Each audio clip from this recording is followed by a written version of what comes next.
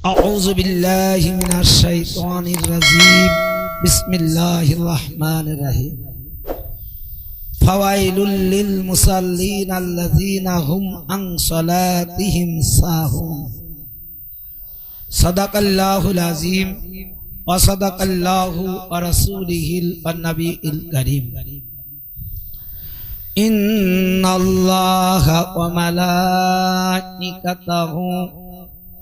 يصلون على النبي يا أيها الذين آمنوا صلوا عليه وسلموا تسليما اللهم صل على অন্তর থেকে জবান খুলে মহব্বতের সহিত এই দরুদ শরীফ পাঠ করুন وعلى آله مولانا हर वक्त पर हो मरसियाए शाहे शहीदा हर वक्त पर हो मरसियाए शाहे शहीदा ये हयासुल इमाम ये जिक्र इबादत इलाही से नहीं कौम शाह का करमातम अल्लाहुम्मा सल्ले अला मौलाना मुहम्मद وعلى آله سيدنا شفيعنا عرش आजम पर जनाजा जब सलाम रे नमाज अर्श आजम पर जनाजा जब सलाम रे नमाज खुद मोहम्मद मुस्तफा कान दो लगाने को सले अल्लाहुम्मा सल्ले अला मौलाना मुहम्मद वाला आले सैयदना शफीअना मुअज्जज सामीन किराम दूर दूराন্ত থেকে যে সকল আশিকানে হুসাইন গোলামানে হুসাইন জাকিরানে হুসাইন আজকের এই জিক্রে শাহাদাত জিক্রে হুসাইনের মজলিস পাকে হাজির হয়েছেন তৎসগ্ন আজকের এই মহিমান্বিত অনুষ্ঠানের সম্মানিত সভাপতি এবং মঞ্চে উপবিষ্ট অনেক জ্ঞানী গুণী পীর মাশায়েখগণ সবার প্রতি আমার আন্তরিক সালাম মোবারকবাদ আসসালামু আলাইকুম ওয়া রাহমাতুল্লাহি ওয়া বারাকাতুহু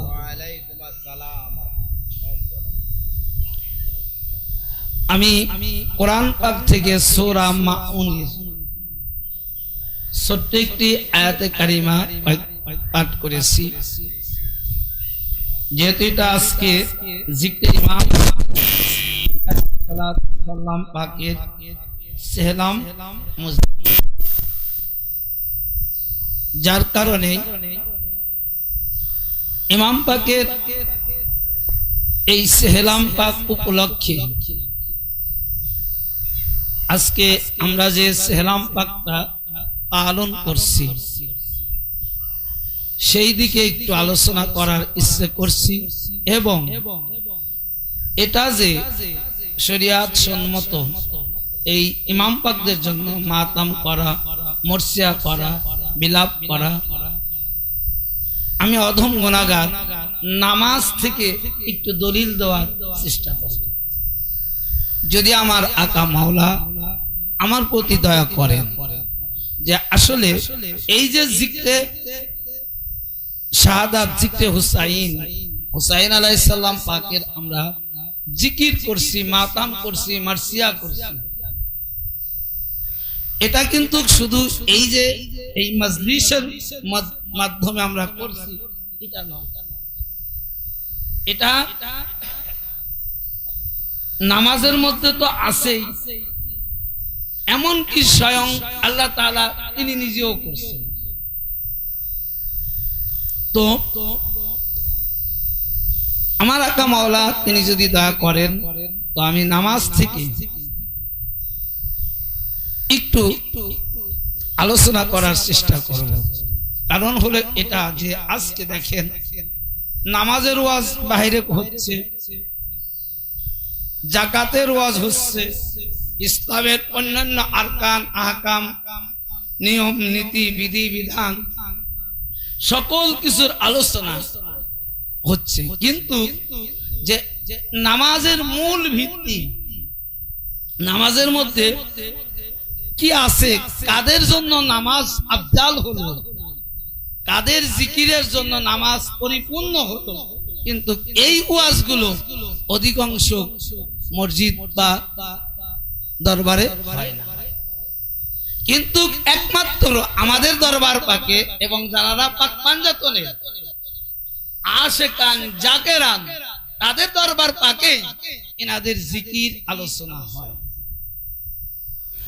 তো এই সেহলাম পাকটা আগে কোথা থেকে আসলো একটু সেই দিকে গিয়েই আমি সংক্ষিপ্ত ভাবে নামাজের মধ্য দিয়েই এই জিক্রে শাহাদাতের কথা বলে হয়তো শেষ করব। যে যখন কারবালার মহল্লার 61 হিজরি 10ই মুহররম ইমাম পাক সহ 72 জন তার আপন ব্যক্তি সফর সঙ্গী সহ শহীদ হয়ে গেলেন।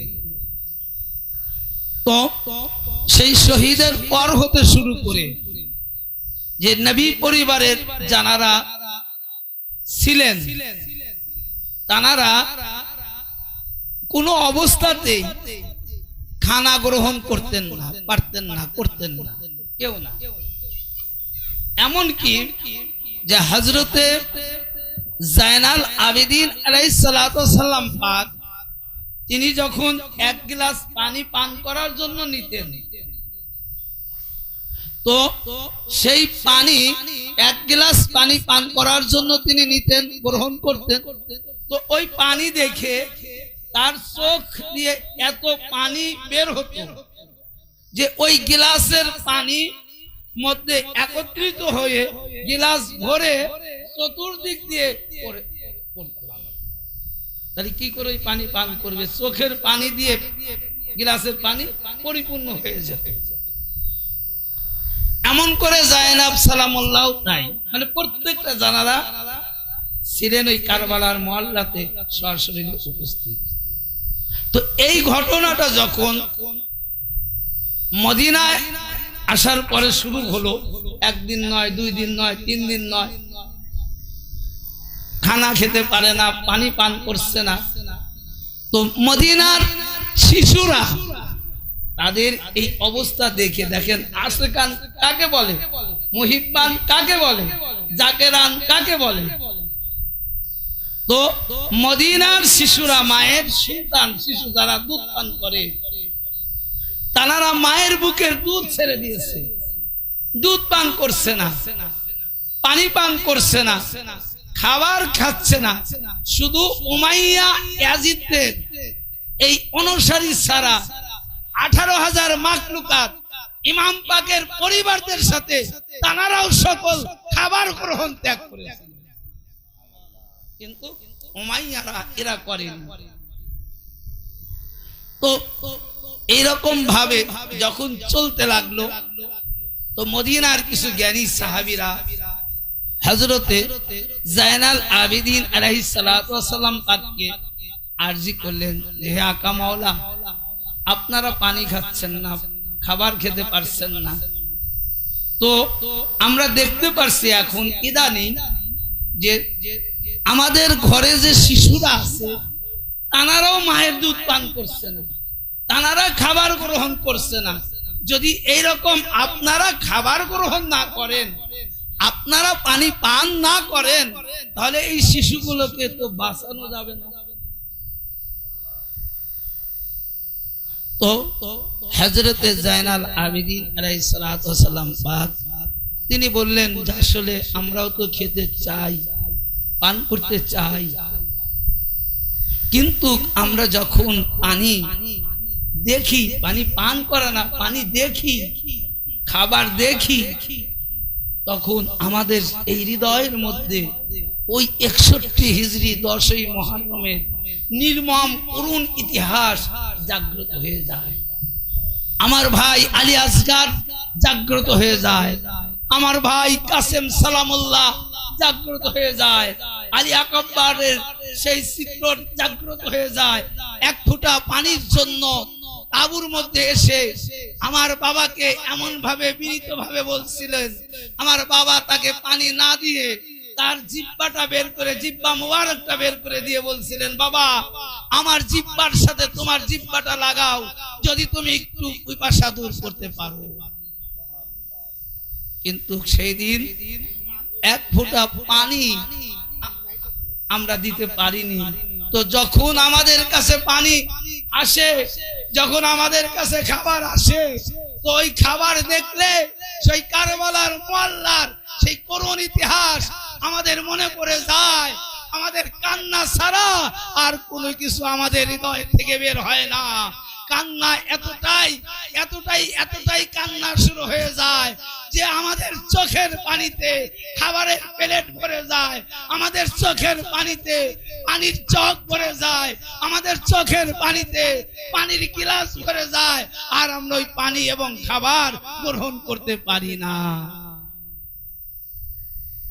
তো তখন জায়নাব সালামুল্লাহ সেহরাম পাক কেন করি এটা একটু জেনে নিন ইতিহাস, যে কোথা থেকে সেহরাম পাক আসলো, আজ সেহরাম পাক আমরা কোথা থেকে পেলাম, এটার ইতিহাস, এটার ঐতিহাসিক প্রেক্ষাপট আমি আপনাদের কাছে তুলে ধরছি, আপনারা জেনে নিন, শুনে নিন। তো হযরতে জায়নাল আবেদিন আলাইহিস সালাতু ওয়াস সালাম পাক তিনি তার ফুপু জায়নাব সালামুল্লাহর সঙ্গে বৈঠক করলেন যে ফুপি আমরা খাবার খেতে পারছি না, পানি খাচ্ছি না, কোনো কিছুই গ্রহণ করছি না, কিন্তু আমাদের এই পানি পান না করার কারণে, আমাদের এই খাবার গ্রহণ না করার কারণে এই মদিনার মধ্যে দুধের শিশুরা পানি ছেড়ে দিয়েছে, দুধের শিশুরা দুধ ছেড়ে দিয়েছে, খাবার ছেড়ে দিয়েছে। এর একটা বিহিত, এর একটা ফয়সালা করা দরকার হুকু। তো জায়নাব সালামুল্লাহ তিনি বলতেছেন, বাবা 3 দিন পর্যন্ত, অর্থাৎ যেদিন ইমাম পাক শাহাদাত লাভ করলেন তার 3 দিন আগ থেকে তাঁবুর মধ্যে পানি শেষ হয়েছে, তাঁবুর মধ্যে খাবার শেষ হয়েছে, সমস্ত কিছু শেষ হয়ে গেছে। তো জায়নাব সালামুল্লাহ তখন বললেন, 3 দিন অনাহার ক্ষুধার্ত ব্যক্তি, 3 দিন পিপাসিত থাকার পর আমার আপনজনেরা কারবালার মুআল্লাতে শাহাদাত লাভ করেছে, আজ পর্যন্ত কোনো খোঁজ নিতে পারলাম না, আজ পর্যন্ত দেখতে পারলাম না, আজ পর্যন্ত জানতে পারলাম না তারা কোন হালাতে আছে, তারা কি খাবার খেয়েছে, তারা কি পানি পান করেছে, নাকি আমাদের মতো তারাও পানি পান থেকে বিরত রয়েছে, খাবার গ্রহণ থেকে বিরত রয়েছে, এটা তো আমি আজ পর্যন্ত জানতে পারলাম না।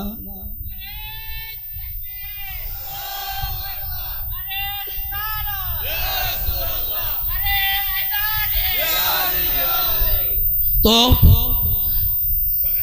জায়নাব সালামুল্লাহর এই কথা শুনে তখন জায়নাল আবেদিন আলাইহিস সালাম বলেন, ঠিকই তাই, ঠিক ওদিকেও জান্নাতে ইমাম পাক তাদের সফর সঙ্গী জানারা শাহাদাত লাভ করেছে, তারা ওই একই নিয়ত একই পরিকল্পনা করে বসে আছে। তো আল্লাহ রাব্বুল আলামিন হযরতে জিবরিল আমিন দিয়ে তিনি বললেন, হে জিবরিল তুমি যাও ইমাম পাকের জান্নাতের দরজা আর আহলে বায়তের ঘরের দরজাকে তুমি একাকার করে দাও, যেন ইমাম পাক জান্নাত থেকে দেখতে পারে জাইনাব সালামুল্লাহ কি করছে, জাইনাল আবেদিন কি করছে, আর অনুরূপ নবীর ঘর থেকে আহলে বাইতের ঘর থেকে নবীর পরিবার দেখতে পারে ইমাম পাকরা জান্নাতে কি করছে। আজকে এই ফতোয়াটা কিন্তু, এই ঘটনা কিন্তু অনেকেই বিশ্বাস করবে না, বলবে এটা একটা বানোয়াটি কাকতলি ঘটনা, এটা বলে মানুষকে কি করছে, দুর্বল করছে, এটাই অনেকেই বলবে। ভাই যারা আল্লাহর ওলি, দুনিয়া থেকে আল্লাহর মুহিব্বান যে বান্দা হয়ে যায়, সেই বান্দা দুনিয়া থেকে কবরের খবর নিতে পারে কিনা বলেন তো দেখি, বলেন পারে কিনা? কিসের দ্বারা? কাশফ দ্বারা। তো যদি আল্লাহর একজন ওলি, আল্লাহর একজন মুহিব্বান, সে যদি কবরকে কাশফ করে ওই কবরবাসীর সমস্ত হালাত জানতে পারে, তো ইমাম পাকদের সৃষ্টি না করলে এই কুল কায়নাত সৃষ্টি হতো না, ইমাম পাকদের সৃষ্টি না হলে ইসলাম ধর্ম সৃষ্টি হতো না, আল্লাহর বান্দা সৃষ্টি হতো না, আল্লাহর ওলি সৃষ্টি হতো না।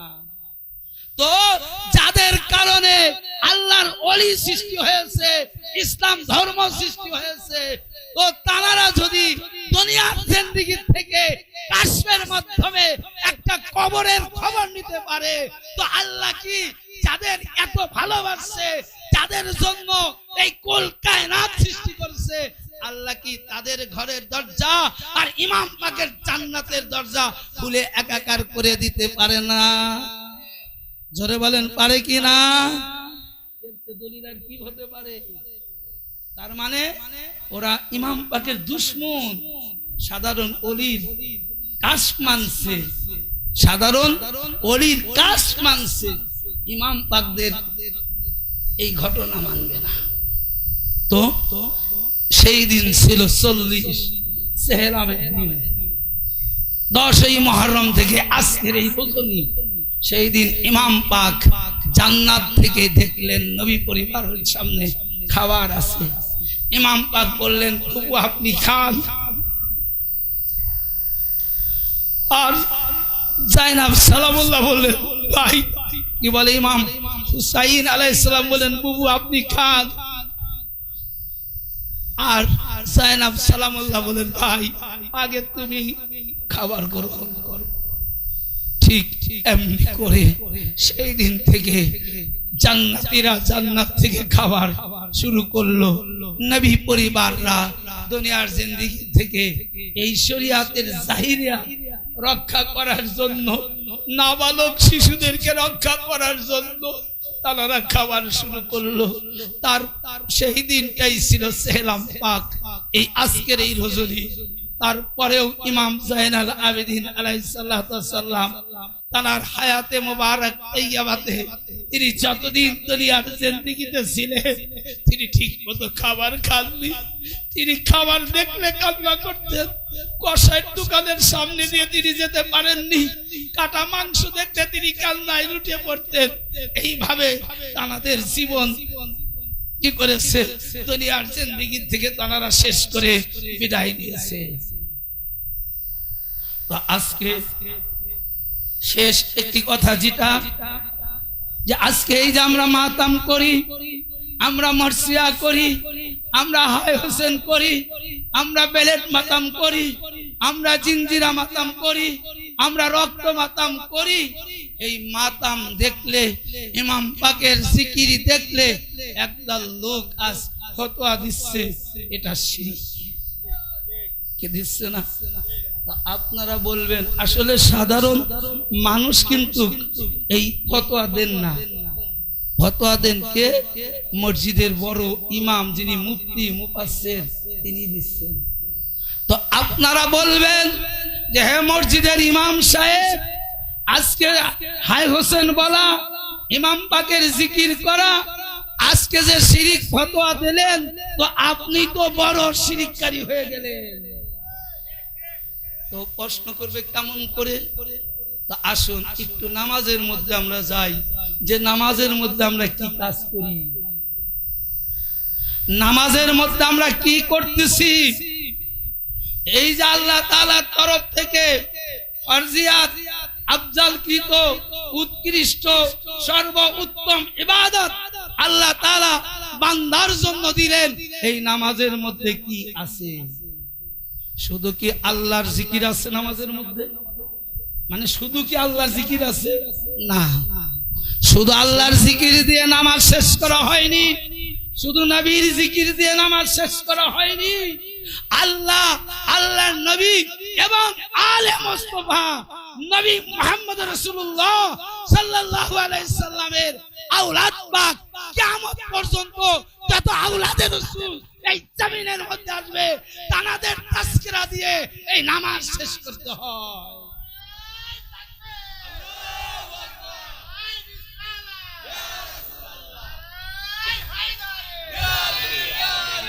এখন এখানে একটা ফতোয়া নেন যে আমরা যখন নামাজে দাঁড়াই, নামাজের মধ্যে কোন গায়রুল্লাহকে স্মরণ করা জায়েজ আছে কিনা?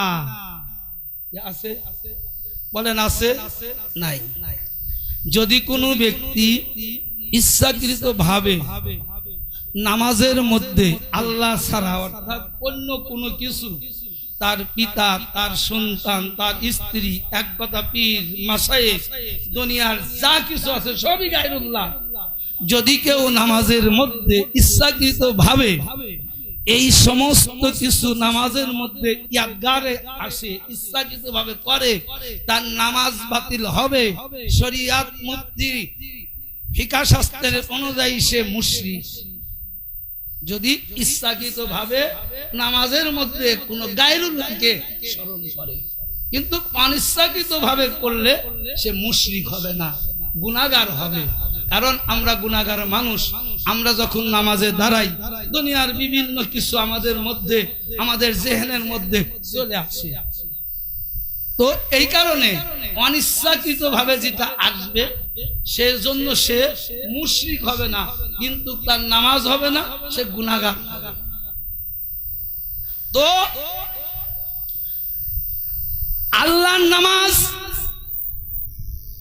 সেই নামাজের মধ্যে আল্লাহ ছাড়া অন্য কোনো কিছু ইচ্ছাকৃত ভাবে স্মরণ করলে নামাজ হবে না, মুশরিক হয়ে যাবে।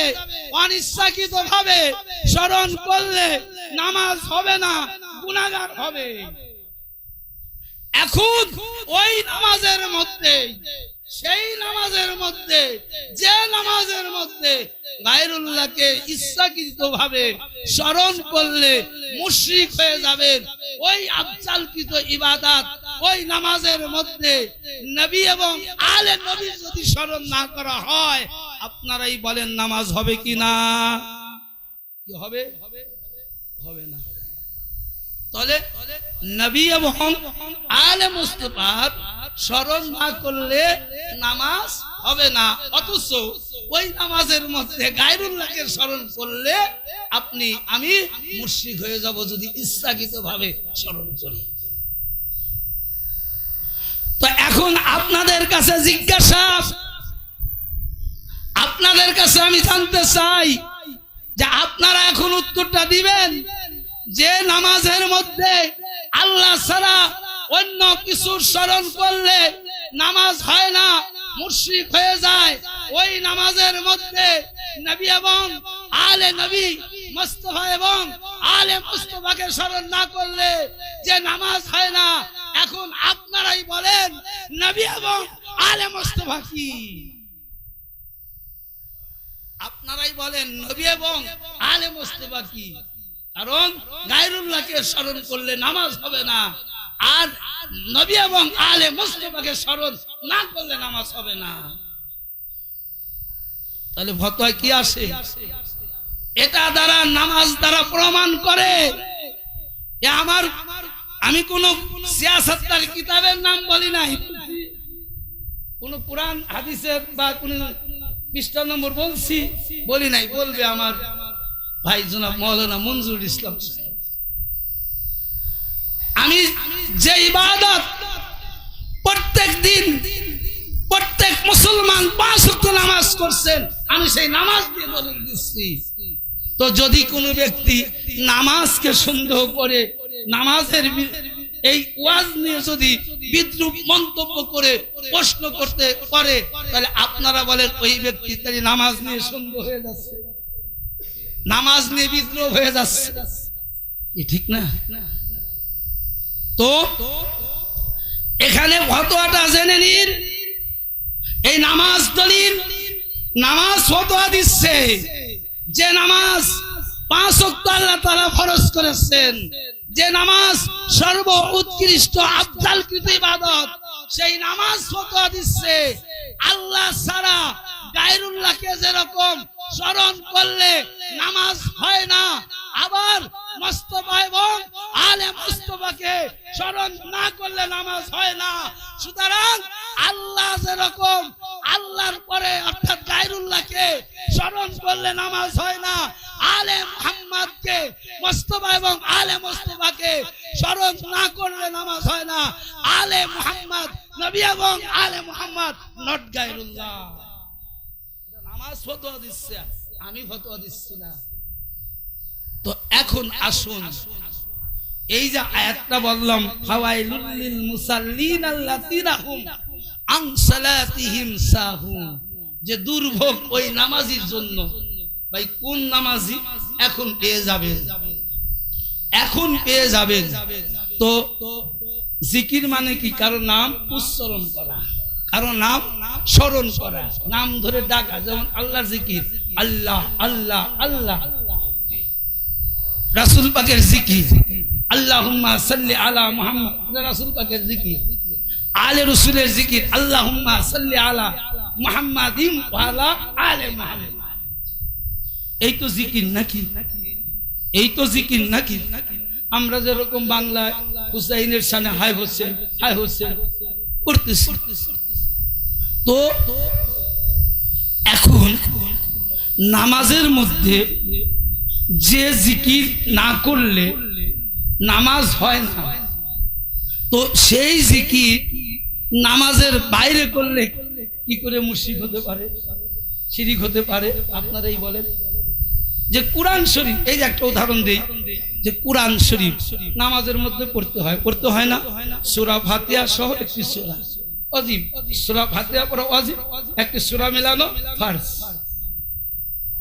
আচ্ছা, নামাজের বাইরে এই কোরআন শরীফ পড়া যায় কিনা বলেন তো? যায় না? যাচ্ছে, পড়তেছে না। তো নামাজের বাইরে কোরআন শরীফ পড়লে কি সে শিরিক করলো? কি বলেন? শিরিক করলো? শিরিকের প্রশ্নই আসে না, বরং সে আরো একটা আফজাল ইবাদত করলো, সে একটা আফজালকৃত ইবাদত করলো। কেন? যে নামাজের মধ্যে যে কোরআন পড়া হয়, এই কোরআন সে নামাজের বাইরেও পড়ছে। তো নামাজের মধ্যে কোরআন পড়া যেরকম না পড়লে নামাজ হয় না, অনুরূপ নবী এবং নবী আলে নবী প্রশংসা নামাজের মধ্যে না করলে তবুও নামাজ হবে না। তো কুরআন পাক যদি বাইরে পড়ার শিরিক না হয়, কুরআন পাক যদি বাইরে পড়া আফজালকৃত ইবাদত হয়, তো এখন আপনারা বলুন যে নামাজের বাইরে হাই হুসেন পড়া কেন শিরিক হবে? কি শিরিক হতে পারে? যদি হাই হোসেন বলা, ইমাম পাকদের স্মরণ করা, ইমাম পাকদের তাজকিরা করা যদি শিরিক হয়, তাহলে প্রত্যেকটা মসজিদের প্রত্যেকটা ইমাম প্রত্যেক দিন 5 বার করে শিরিক করছে। কারণ ওই ইমাম যখন নামাজ পড়ায়, ইমাম হয়ে মুক্তাদিরা আলে মুহাম্মাদের দুরূদ পড়ুক চাই না পড়ুক, এমন মুক্তাদি আছে দুরূদ জানেই না, আছে না? তাহলে সে না জানার কারণে শিরিক করলো না। কিন্তু ইমাম যে ইমাম দরুদ শরীফ পারবে না, তাশাহুদ পারবে না, সে কি ইমামতি করবে? সে ইমামতি করতে পারবে? তাহলে আপনারা বলেন যে ইমাম সাহেব আজকে ইমাম পাকদের জিকির করা, মার্সিয়া করা, জিনজির মাতম করা, তাদের স্মরণ করা, যে ইমাম সাহেব শিরিক বিদআত ফতোয়া দিচ্ছে, আপনারা নির্দ্বিধায় বলবেন যে ইমাম আপনি দৈনিক 5 বার শিরিক করছেন, 5 বার মুশরিক হচ্ছেন, সুতরাং আপনি তওবা করে মুসলমান হন, তারপরে আপনার পিছনে নামাজ হবে। তো ফতোয়া দেওয়ার সময় হিসাব করে দিতে হবে না যে ফতোয়াটা কোন দিকে আসবে? ফতোয়াটা যে দিব, আমি যে ফতোয়াটা দেব, সেই ফতোয়াটা কোন দিকে আসবে এটা আমার আপনার হিসাব করতে হবে না? তো আজকে শুহাদায়ে কারবালার জিকির, আল্লাহুম্মা সাল্লি আলা মুহাম্মাদিন ওয়া আলা আলি মুহাম্মাদ, আরে ইনাদের জিকির না যদি আসতো নামাজের মধ্যে, নামাজই হতো না।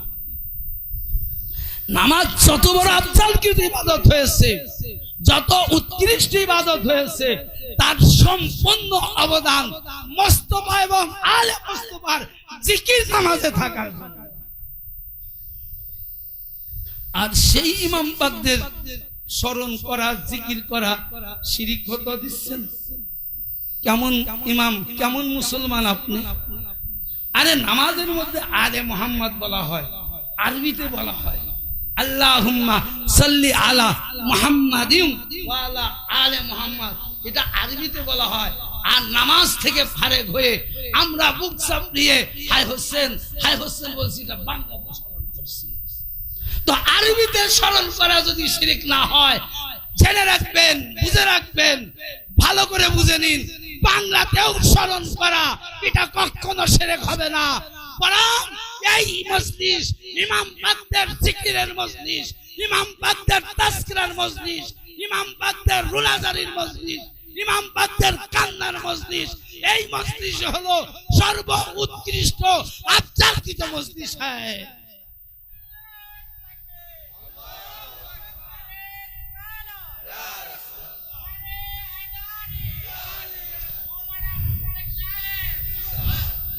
তো বাংলায় জিকির করলে মুশরিক হয়ে যাবে? কখনো হবে না।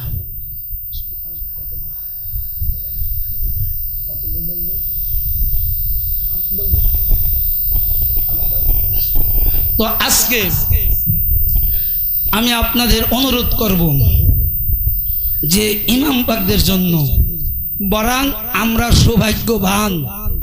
আমরা কি? আমরা সৌভাগ্যবান যে আমরা ইমাম পাকদের জিকির, মরসিয়া, মজলিস পাক পেয়েছি। আমরা করতে পারছি যে এমন একটা ইবাদত করতে পারছি, এমন একটা মজলিস পাক করতে পারছি যে মজলিস পাকের কর্ম নামাজের মধ্যে আছে এবং আল্লাহ নিজেও করছে। এখন বলতে পারেন আল্লাহ আবার কি করে বললেন? যেহেতু সময় আছে এটুকু বলে দিই, আপনাদের অসুবিধা হচ্ছে না। ইন্নাল্লাহা ওয়া মালাইকাতাহু ইউসাল্লুনা আলান নাবিয়্যি ইয়া আইয়ুহাল্লাযীনা আমানু সাল্লু আলাইহি ওয়া সাল্লিমু তাসলিমা। এ কোরআন, এটা কি? কোরআন। যখন এই আয়াত পাক নাজিল হলো তো সাহাবীরা জিজ্ঞাসা করলো, যেহেতু হুকুম এসে গেল মুমিনদের প্রতি যে ইয়া আইয়ুহাল্লাযীনা আমানু সাল্লু আলাইহি ওয়া সাল্লিমু তাসলিমা, হুকুম আসলো কার প্রতি? মুমিনদের প্রতি। তো সাহাবীরা জিজ্ঞাসা করলো যে ইয়া রাসূলুল্লাহ, ইয়া হাবিবাল্লাহ, হুজুর আল্লাহ রাব্বুল আলামিন আমাদেরকে দরুদ শরীফ পড়তে বললেন, সুতরাং আজকে থেকে এই দরুদ পড়াটা আমাদের প্রত্যেকের জন্য ওয়াজিব হয়ে গেল, যেটা আল্লাহর হুকুম। তো ইয়া রাসূলুল্লাহ, ইয়া হাবিবাল্লাহ, হুজুর আপনি কি একটু দয়া করে আমাদের এই দরুদ শরীফটা শিখাবেন? এই দরুদ শরীফটা আমরা কেমন করে কিভাবে পড়ব? তো রাসূল পাক সাল্লাল্লাহু আলাইহি ওয়াসাল্লাম পাক তিনি বললেন যে তোমরা দরুদ পড়বে কিন্তু লেজ কাটা দরুদ পড়ো না। আল্লাহর নবী কি বললেন যে তোমরা দরুদ পড়বে কিন্তু লেজ কাটা দরুদ তোমরা পড়ো না। তো সাহাবীরা আবার জিজ্ঞাসা করল, ইয়া রাসূলুল্লাহ, ইয়া হাবিবাল্লাহ, হুজুর লেজ কাটা দরুদ আবার কেমন, আর পূর্ণাঙ্গ দরুদ পড়বো সেটা আবার কেমন দরুদ? আসলে তো সাহাবীরা হুজুর পাকের থেকে তানারার সাথে থাকছেন, হুজুর পাকের সাথে থাকছেন, আর থাকায় প্রত্যেকটা মাসলা মাসাইল, প্রত্যেকটা কর্ম এত সুন্দরভাবে হুজুর পাক থেকে জিজ্ঞাসা করে করে শুনে শুনে শিক্ষা নিয়েছে, যেন একেবারে পরবর্তী কিয়ামত পর্যন্ত শুধু সাহাবীদের জন্য উপকারিতা না, যে কিয়ামত পর্যন্ত আমার নবী মুস্তাফার যত উম্মতগণ এই দুনিয়ার দিকে আসবে তাদের জন্য সহজ,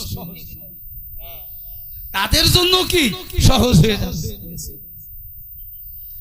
তখন হুজুর পাক বললেন যে তোমরা লেজ কাটা দরুদ হলো এইটা, আল্লাহুম্মা সাল্লি আলা মুহাম্মাদ। তো লেজ কাটা দরুদটা কি? আল্লাহুম্মা সাল্লি আলা মুহাম্মাদ। তো এই দরুদটা পাঠ করা আল্লাহ নিজে নিষেধ করলেন, কি বলেন? রাসূল পাক নিষেধ করলেন, আর বললেন যে তোমরা পূর্ণাঙ্গ দরুদ পাঠ করো। আর সেই পূর্ণাঙ্গ দরুদটা হুজুর পাক সাল্লাল্লাহু আলাইহি ওয়াসাল্লাম সাহাবীদের শিক্ষা দিলেন যে আল্লাহুম্মা সাল্লি আলা মুহাম্মাদিন ওয়া আলা আলি মুহাম্মাদ, যে তোমরা আমার প্রতি দরুদ পাঠ করবে এবং আমার এই নাস থেকে, আমার বংশ থেকে কিয়ামত পর্যন্ত যত আমার আওলাদ পাক এই দুনিয়ার জিন্দেগিতে আসবে তাদের প্রতি তোমরা দরুদ পাঠ করবে। অর্থাৎ নবী এবং নবীর আওলাদের প্রতি দরুদ পাঠ করা হলো পূর্ণাঙ্গ দরুদ। আর লেজ কাটা দরুদ হলো শুধু নবীর উপর যে দরুদ করা হয়। আচ্ছা, এখন আপনাদের কাছে জিজ্ঞাসা করলে আসলে আপনারই তো উত্তর দিবেন, আমি মনে করা দিচ্ছি, স্মরণ করা দিচ্ছি। তো রাসূল পাক যে দরুদ পড়া তার উম্মতের জন্য নিষেধ করলেন, আল্লাহ কি সেই দরুদ পড়তে পারে? আরে জোরে বলেন, পড়তে পারে? কখনো পড়তে পারে না। আল্লাহ যে দরুদ পড়ছে, যেহেতু লেজ কাটা দরুদ রাসূল পাক নিষেধ করেছে, তো আল্লাহ লেজ কাটা দরুদ পড়ে না বিধায়ী হুজুর পাক সাল্লাল্লাহু আলাইহি ওয়াসাল্লাম তার উম্মতের জন্য লেজ কাটা দরুদ পড়া নিষেধ করে দিয়েছে। আর আল্লাহ যদি পড়তো লেজ কাটা দরুদ, তাহলে হুজুর পাকও লেজ কাটা দরুদ পড়তে বললেন। তো এটা দ্বারা প্রমাণিত, এই হাদিস দ্বারা প্রমাণিত, এই আয়াতের ব্যাখ্যা দ্বারা প্রমাণিত যে রাসূল পাক সাল্লাল্লাহু আলাইহি ওয়াসাল্লাম তার উম্মতের জন্য পূর্ণাঙ্গ দরুদ পড়তে বলছেন। এই কারণে বলছেন যে আল্লাহ রাব্বুল আলামিন তার ফেরেশতাদেরকে নিয়ে শুধু নবীর উপর দরুদ পাঠ করছেন না, বরং তার ফেরেশতাদেরকে নিয়ে নবী এবং আলে নবী, নবীর সকল আওলাদ পাকের উপর দরুদ শরীফ পাঠ করছে। এটাই বেশক, এটাই সত্য ফতোয়া। এখন এই যে আয়াতটা আমি আপনাদের মাঝে পাঠ করলাম, ইন্নাল্লাহা ওয়া মালাইকাতাহু ইউসাল্লুনা আলান নাবিয়্যি ইয়া আইয়ুহাল্লাযীনা আমানু সাল্লু আলাইহি ওয়া সাল্লিমু তাসলিমা। এই আয়াতের মধ্যে কোন সময় আছে কিনা যে আল্লাহ কখন পড়ছে দরুদ? এই প্রশ্ন আসে না? এর অর্থ হলো নিশ্চয়ই আল্লাহ ও তার ফেরেশতারা, অর্থটা ভালো করে বুঝবেন, যে নিশ্চয়ই আল্লাহ ও তার ফেরেশতারা হুজুর পাক সাল্লাল্লাহু আলাইহি সাল্লামের প্রতি দরুদ শরীফ পাঠ করছেন। হে ঈমানদার গণেরা, তোমরাও কি করো? আল্লাহ, তোমরা কি করো? আমার নবীর প্রতি দরুদ শরীফ, আমার নবীর তাজকিরা করো। এটা হলো আমি অনুবাদ করলাম। এই অনুবাদের মধ্যে জোহরের সময় আছে, কোনো টাইম আছে? কোন সময় আছে? কোন সময় নেই।